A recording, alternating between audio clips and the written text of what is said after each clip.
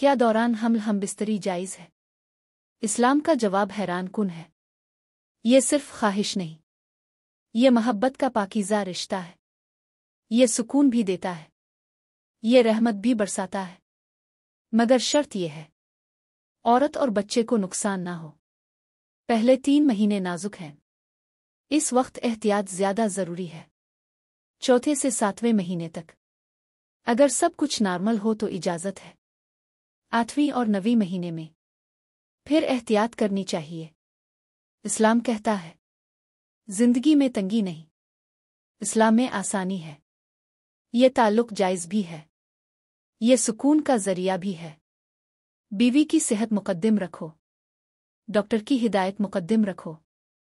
یہی ایمان ہے، یہی محبت ہے، یہی حکمت ہے۔ یہ ہے اسلام کی روشن تعلیم جو دلوں کو سکون دیتی ہے۔ مزید اسلامی اور طبی رہنمائی کے لیے نور اسلام کو سبسکرائب کریں اور نیکی کی بات دوسروں تک پہنچائیں۔